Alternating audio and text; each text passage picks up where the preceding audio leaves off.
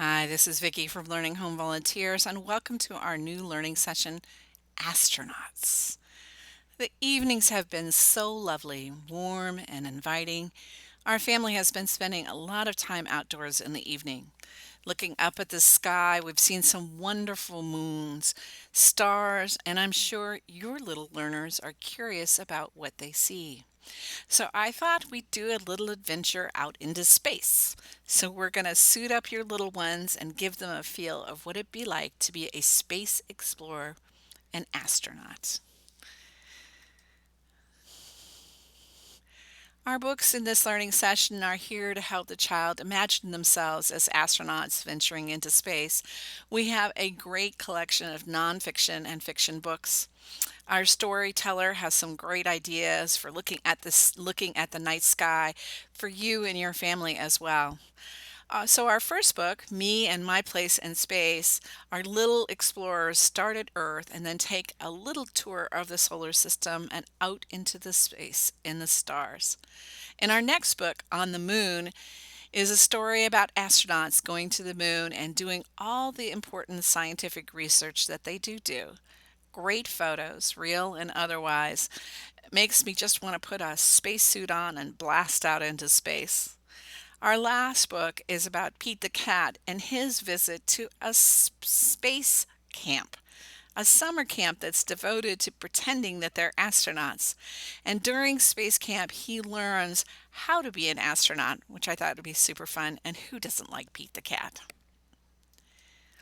Before we can go into space, your little astronaut is going to need a helmet to help keep them safe. Just like with bike riding, astronauts wear head protection and body protection to make sure that they are safe. In space, it is cold, and there's also needs to communicate with their fellow astronauts in the control center. So the helmet actually helps with all this. And in your box, you're going to find a paper plate with an opening. Will you put your name on your helmet like sports stars do? Or will you draw a flag or decorate it to reflect, your inner you? It's hard to know where the empty palette will take you. I hope you'll post your picture of your astronaut in their helmet. Camilla and I are going to post ours later this week. What a sight that's going to be. So now that you're already set up for space, we'll need to get our rocket ready if we're going to head to the moon. In your box, you'll find a paper with rockets printed on them. And here you can see how the two rockets are joined together right here at this point. This is where you can fold the paper after you've cut the edges out along here, all the way up, back down like this. And then you can fold it and glue the two edges of the rocket together. Make sure to leave a space in the middle that's not glued so we could put our straw inside. And then once the straw is inside, the child can actually 5, 2, 1, actually blow into the straw and see their rocket fly. We've included a few extra copies and extra straws in case you might find a few extra astronauts at your house or your astronaut has other places to go than the moon. This is activity number 3, feeding our astronauts. You could see this is actually a picture of the space station. There's really not very much space. Um, and there are no grocery stores in space, so you can't just go down to the store to find what you need for dinner.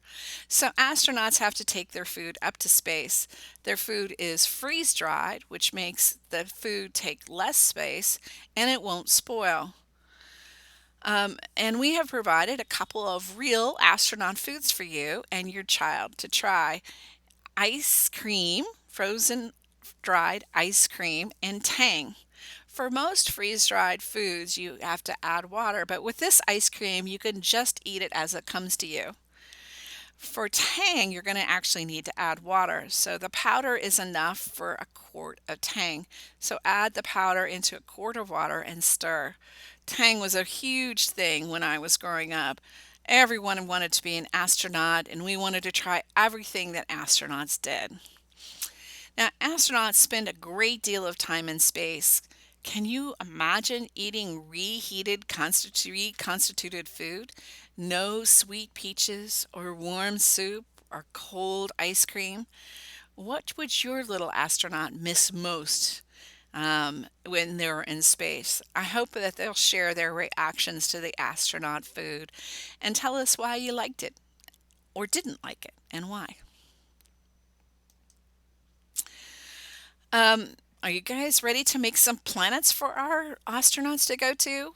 Well, we've got that all set up. You need two paper plates turned upside down, and one of the plates you want to put some globs of paint. Two or three colors actually work best. Many more than that, you're going to get brown planets. Then you want to put the paper plates back to back and turn the plates.